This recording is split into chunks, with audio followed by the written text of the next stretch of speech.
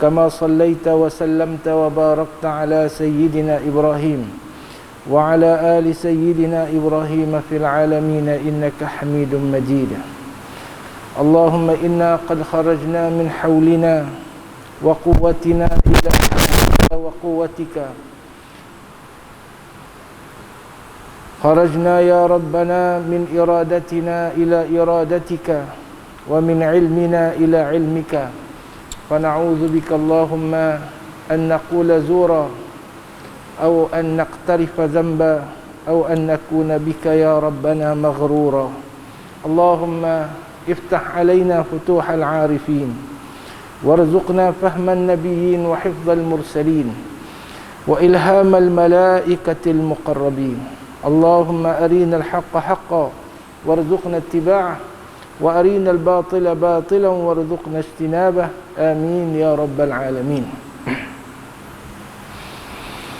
Tuan-tuan, puan-puan yang dirahmati Allah sekalian, alhamdulillah, sekali lagi kita diberi nikmat oleh Allah Azza wa Jalla untuk berada di dalam halaqat al-ilm, berada di dalam majalisul ilm, berada di dalam riyadun min riyadil jinan, berada di dalam taman-taman syurga Allah Azza wa Jalla. Kita bersyukur kepada Allah di atas segala nikmat kurniaan Allah. Kita bersabar kepada Allah Azza wa Jalla di atas segala ujian yang ditimpakan oleh Allah Azza wa Jalla. Selagi kita akan diuji oleh Allah dan tidak akan dibiar untuk berkata amanna wa hum la yuftanun, untuk kita berkata kita beriman dan kita tidak akan diuji oleh Allah. Tidak begitu. Bahkan ujian daripada Allah, sama ada diuji dengan kesakitan, dengan penyakit, diuji dengan ketakutan, dengan musuh dan sebagainya, ia adalah sunnah. Bukan sekadar sunnah hidup orang yang berjuang, tetapi itu adalah sunnah hidup orang yang beriman kepada Allah Azza wa Jalla. Banyak ayat-ayat Al-Quran, banyak hadis-hadis Nabi sallallahu alaihi wasallam yang dibacakan, yang difahamkan kepada kita berkenaan dengan perkara tersebut. Maka sudah barang pasti orang yang beriman, orang yang belajar, orang yang mengaji, orang yang bersila di dalam kuliah-kuliah ilmu adalah menjadi orang yang memahami bahwasanya kehidupan itu sendiri merupakan ujian daripada Allah yang perlu diharungi. Pahit manisnya, suka dukanya, nikmat deritanya, kesemuanya adalah asam garam kehidupan sebelum kita dibawa menghadap Allah dan dibalaskan dengan apa yang kita lakukan. Sebab itulah di dalam agama kita meletakkan suatu sifat, mewujudkan satu sifat, mewujudkan satu sifat yang tertancap dalam jiwa kita, adalah suatu kemestian dan kefarduan di dalam kita menghadapi kehidupan ini dan di dalam kita nak menjalani kehidupan sebagai orang yang beragama. Iaitulah sifat yang kita namakan ataupun sifat yang kita kenali dengan sifat sabar, as-sabru. Dan kesabaran ini kalau kita nak terjemahkan, boleh kita terjemahkan dengan kesabaran sebagai ketahanan. Kalau saya salah, saya minta maaf kepada para masyayikh, ashabul fadilah. Mungkin kita ada perbezaan pandangan, tapi sabar ini moga-moga ia boleh kita fahami dengan cara yang mudah, adalah ketahanan. Kesabaran itu adalah ketahanan kita, kemampanan jiwa sanubari kita untuk menghadapi ujian daripada Allah Azza wa Jalla.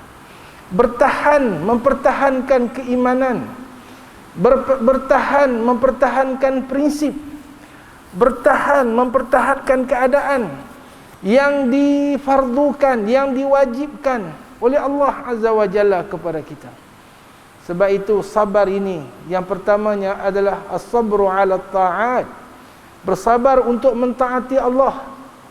Yang kedua, as-sabru 'ala tarkil ma'asi, bersabar untuk meninggalkan, mendurhakai Allah Azza wa Jalla.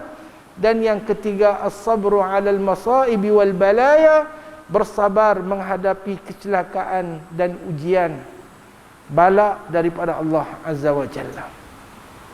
Orang yang bersabar diberi berita gembira oleh Allah Azza wa Jalla, wa basyiris sabirin, berilah berita gembira kepada orang yang bersabar, terutamanya orang yang sabar ketika menghadapi masaib wal balaya, menghadapi ujian daripada Allah Azza wa Jalla. Wa basyiris sabirin alladzina idza asabatuhum musibatun qalu inna lillahi wa inna ilaihi raji'un ulaika alaihim salawatun minallahi wa maghfirah ulaika alaihim salawatun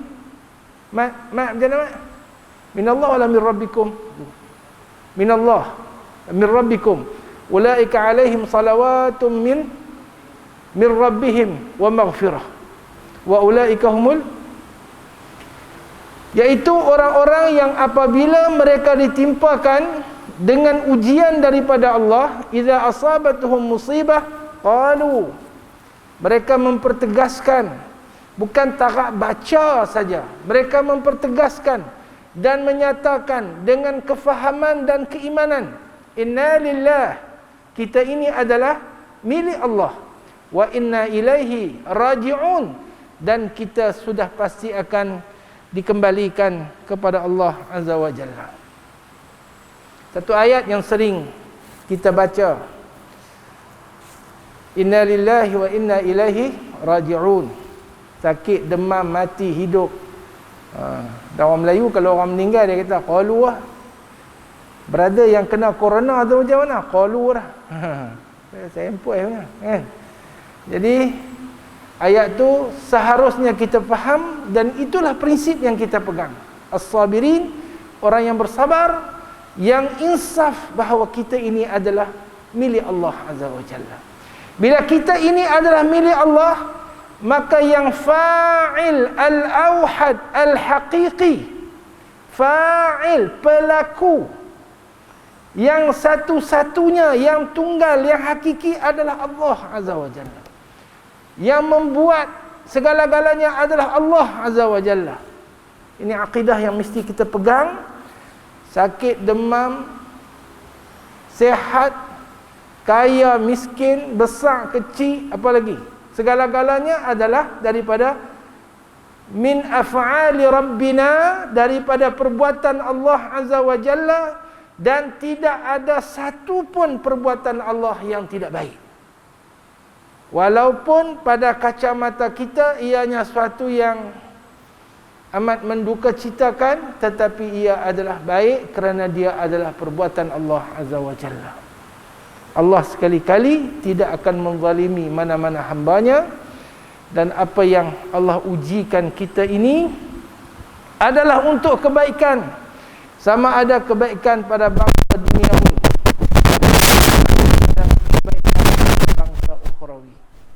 Maka kita kena melihat dengan kacamata yang positif, ijabi, positif, supaya natijahnya juga positif bagi hidup kita dan akhirat kita.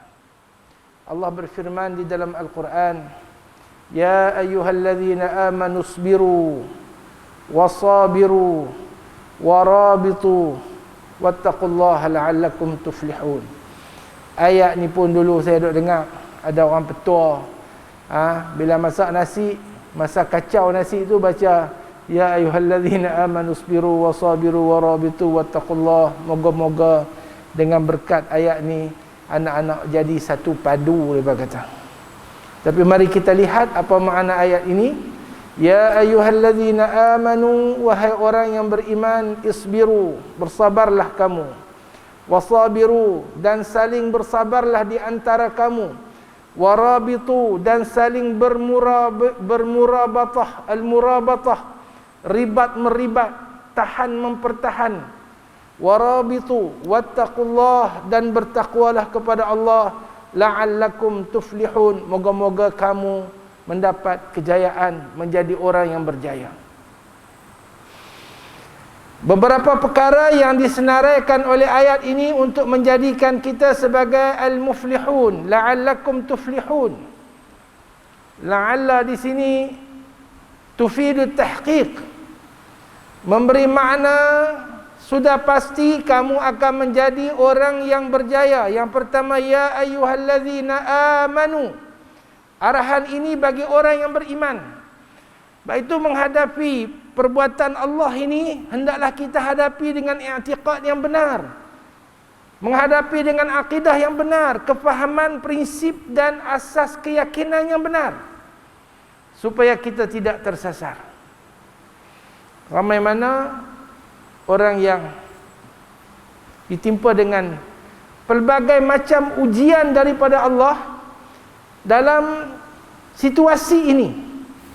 Daripada tahun 2020 sampai 2021, nak habis dah, sampai 2022, dikatakan dengan fasa ni daripada pandemik akan menjadi endemik dan sebagainya, diuji dengan berbagai-bagai keadaan.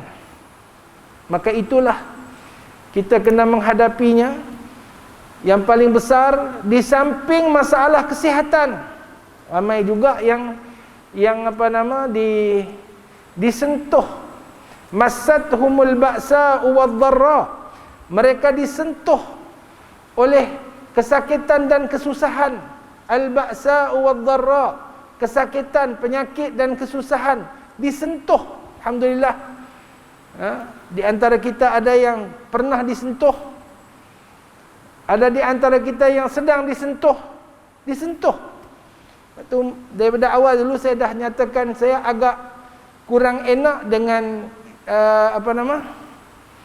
saya agak kurang enak dengan slogan memerangi Covid. Kenapa nak diperangi? Gunalah istilah lain, dan akhirnya sekarang ni dianjurkan sebagai endemik pula, hidup bersama Covid. Betul makna dia lagu tu. Jadi ada di antara kita yang telah pun disentuh, ada yang sedang disentuh, ada yang tidak disentuh, ada yang tidak akan disentuh langsung, dan ada yang mungkin bakal disentuh. Disentuh. Ada sahabat saya seorang, dia kata, tak apalah,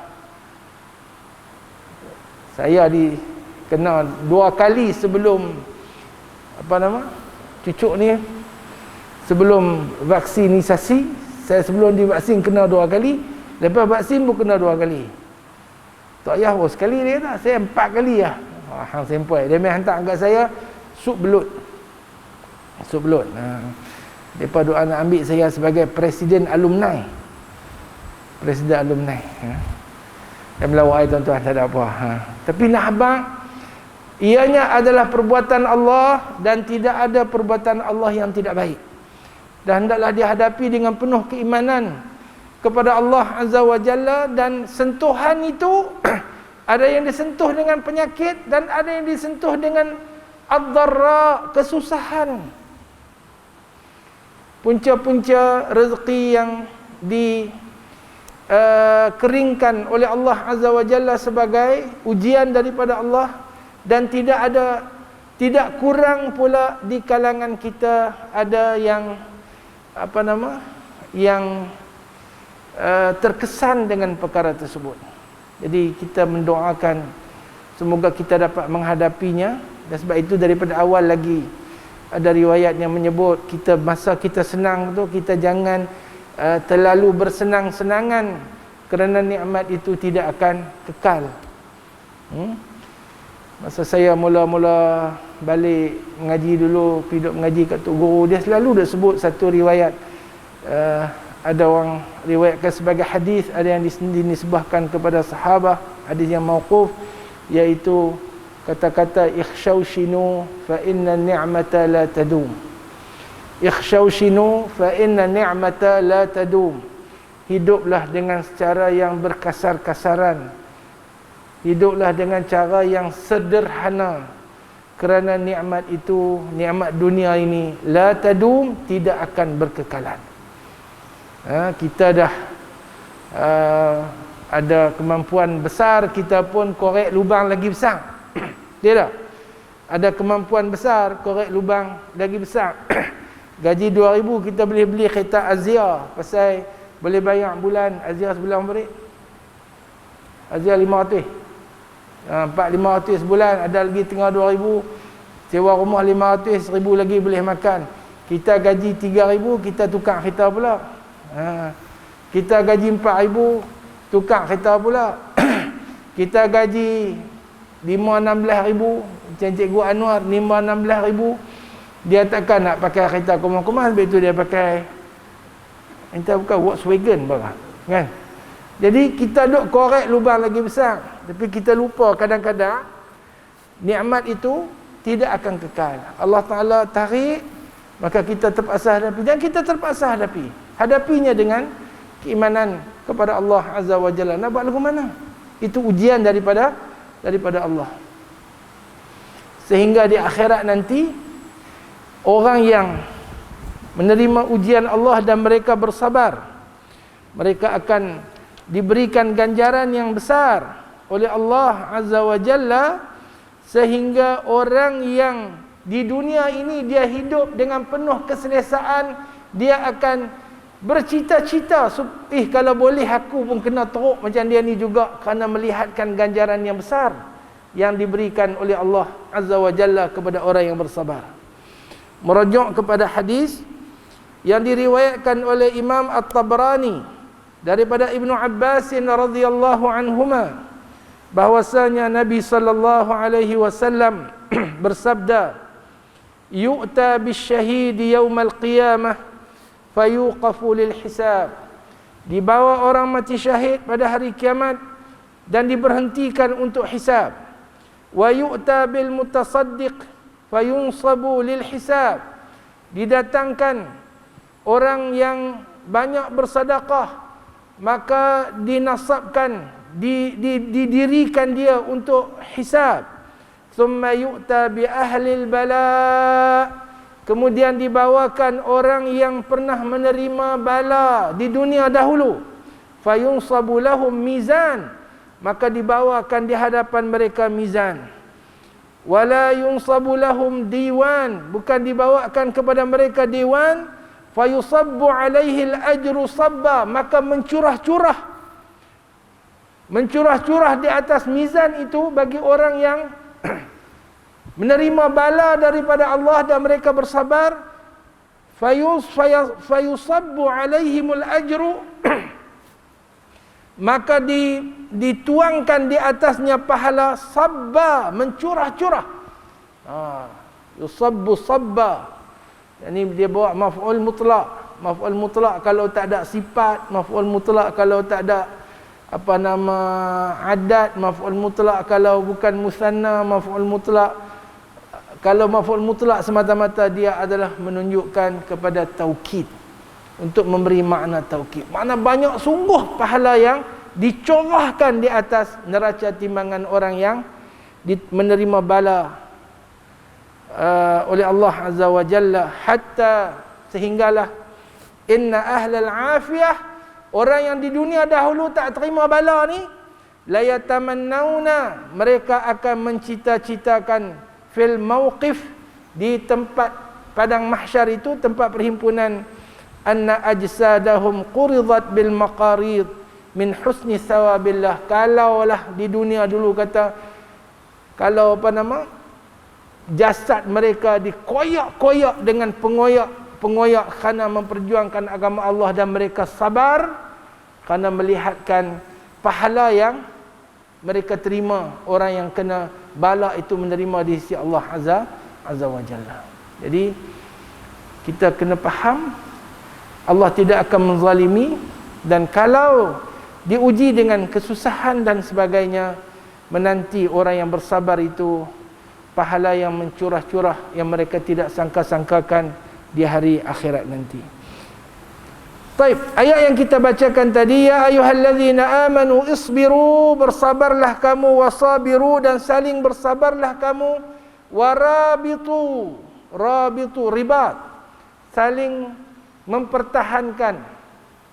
Ada mufassirin yang merujuk ayat ini dengan mengatakan rabitu itu makna bekerja untuk mempertahankan agama Allah. Berada di ribat, berada di pertahanan-pertahanan untuk memperjuang dan mempertahankan agama Allah Azza wa Jalla. Ini satu pandangan. Kemudian ada pandangan yang kedua, iaitu merujuk kepada hadis Muslim. Sabda Nabi sallallahu alaihi wasallam, "Ala adullukum ala ma yamhu Allahu bihi al-khataya wa yarfa'u bihi ad-darajat." Mahukah kamu aku tunjukkan kepada kamu dengan perkara yang Allah Ta'ala akan menggugurkan dengannya dosa-dosa dan mengangkat dengannya darajat? Apa dia? Qalu bala ya Rasulullah. Mereka berkata, bala ya Rasulullah. Qala, kata baginda sallallahu alaihi wasallam, ada 3 perkara. Yang pertama, isbaghul wudu'i 'alal makarih, memperelokkan, menyempurnakan wuduk dalam keadaan tidak selesa.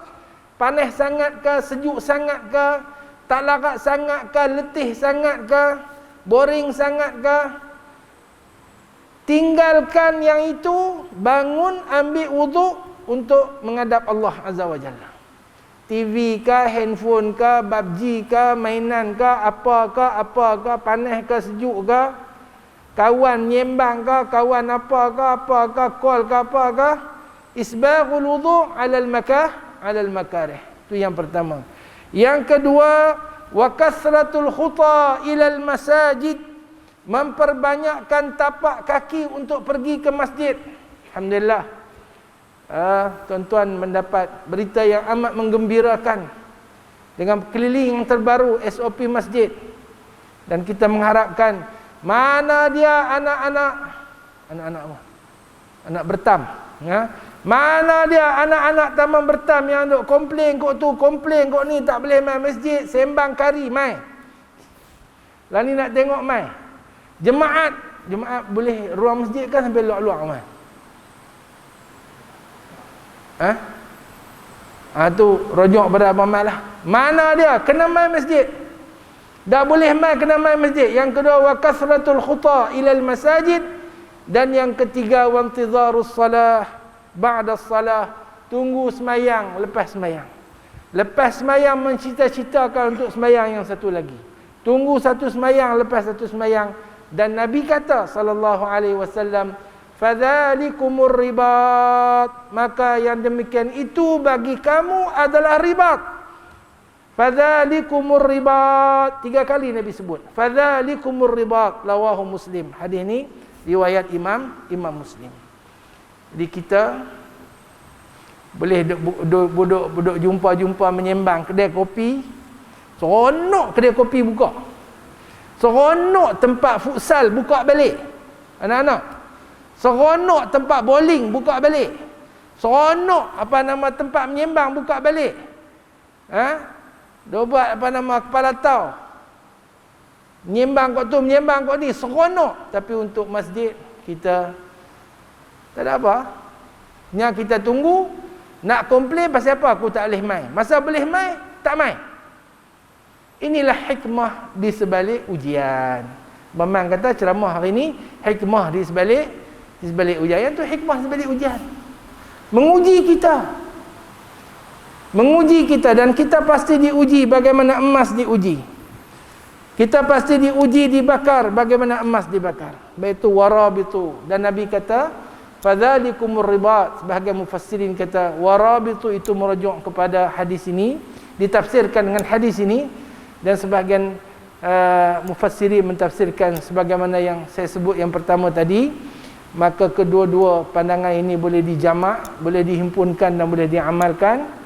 Kita mesti beriman kepada Allah, mesti sabar, mesti saling sabar bersabar, wasabiru, saling sabar bersabar di kalangan kita,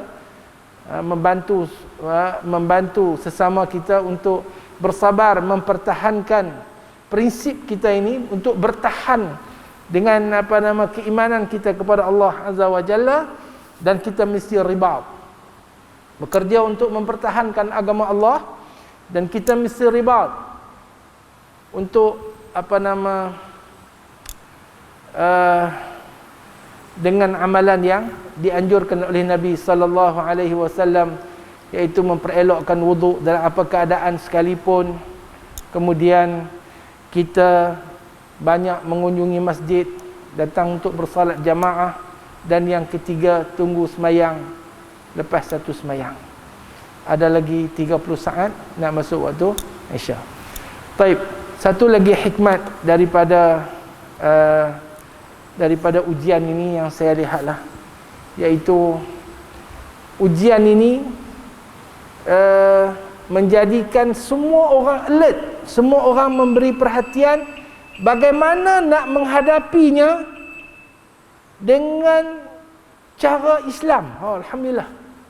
Bagaimana nak menanggapi, bagaimana nak menyelesaikan, bagaimana nak menggarap benda ni secara Islamis, secara agama Allah Azza wa Jalla. Rujuk Quran dan Sunnah. Rujuk aqwalul ulama, rujuk kaedah-kaedah fiqh. Rujuk qawaid ataupun prinsip-prinsip mabadi yang ada dalam syariah. Dan tajuk ni agak luas.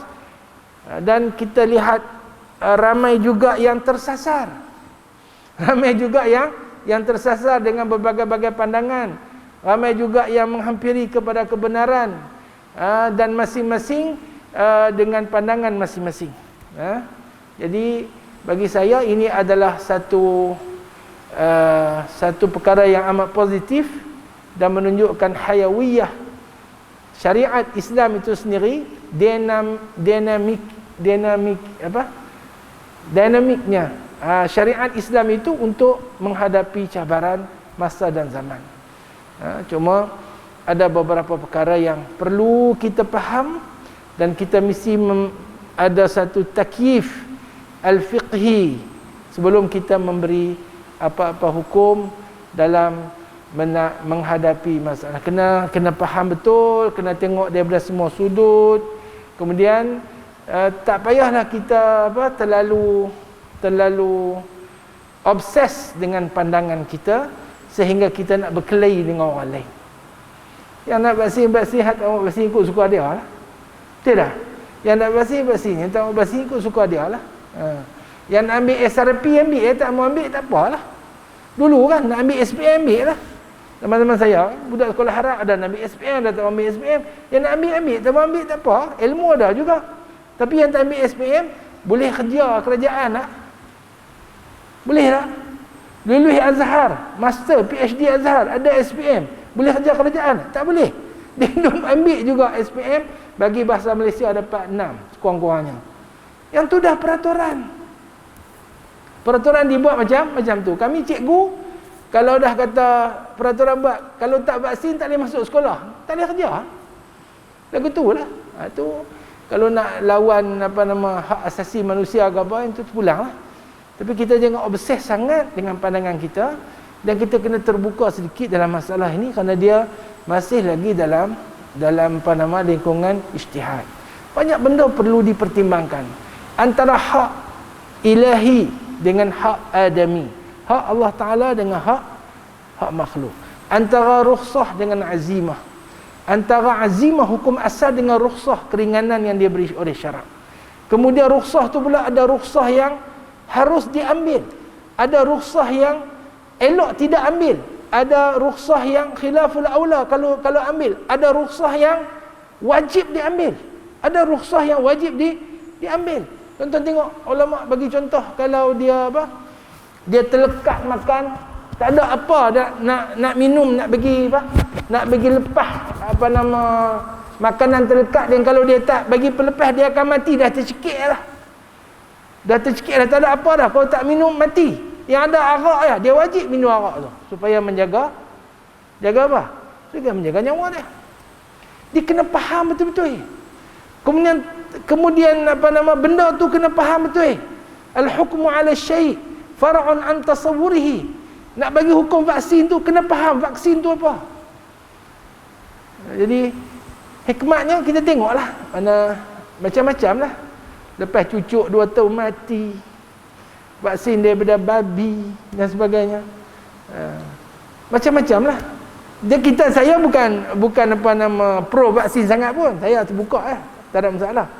Tapi nak bagi hukum tu, kita mesti dapat gambaran yang betul dan pertimbangan kena betul. Pertimbangan dengan kaedah-kaedah syarak, bukan buat cakap pandai kepala tahu. Pertimbangan antara maslahah dengan mafsadah, antara maslahah dengan maslahah, antara mafsadah dengan mafsadah. Ashabul fadilah lebih fahamlah benda tu. Pertimbangan di antara di antara perkara-perkara yang mesti kita beri penekanan terhadap ihtiyat. Contohnya al-ihtiyat fil dima, al-ihtiyat fil budu', karamatul insan. Kemudian darar, sejauh mana darar itu ditolak. Ad-darar, la darar wala dirar, tidak boleh idrar. Kita kalau ada boleh terbuka kepada kemudaratan orang lain. Ada benda yang boleh ada badil, ada benda yang tak ada badil. Hilang nyawa tak ada badil. Hilang nyawa tak ada badil. Tak mai sembahyang Jumaat ada badil. Tidak. Itu kena faham. Hak adami, hak ilahi dan sebagainya. Dan ini satu benda yang mesti kita alert dan kita kena jangan gopoh dalam memberi pandangan, dan kita relax dulu. Dan moga-moga apapun antara hikmah besarnya adalah mendedahkan kita bagaimana kita nak berinteraksi dengan nas, dengan nas-nas syarak ini, dan kita nak apply dalam kehidupan yang sebenar. Dan itulah yang sedang berlaku, dan insya-Allah Allah akan memberikan jalan keluar dan kerahmatan dan kebajikan kepada umat ini selama mana umat ini begitu memberi perhatian kepada mentaati Allah dan meninggalkan larangan Allah Azza wa Jalla.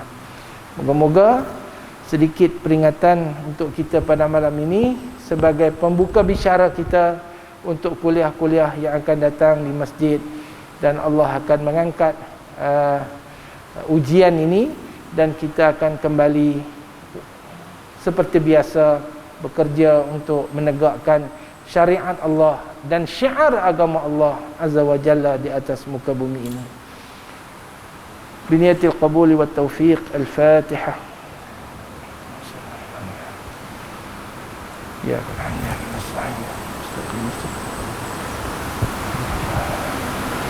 Bismillahirrahmanirrahim. Alhamdulillahi rabbil alamin. Wassalatu wassalamu ala nabiyyina Muhammadin wa ala alihi wa ashabihi ajma'in. Allahumma ighfir lana ma qaddamna wa ma akharna wa ma a'lanna wa ma asrarna wa ma asrafna wa ma ta'ammadna wa ma akhta'na wa ma anta a'lamu bihi minna antal muqaddim wa antal muakhir, la ilaha illa anta subhanaka inna kunna minadh zalimin.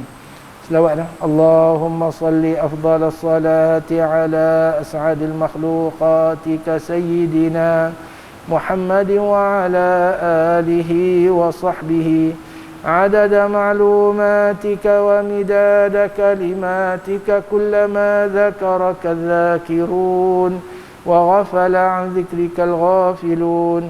وسلم ورضي الله تبارك وتعالى عن ساداتنا أصحاب سيدنا رسول الله أجمعين.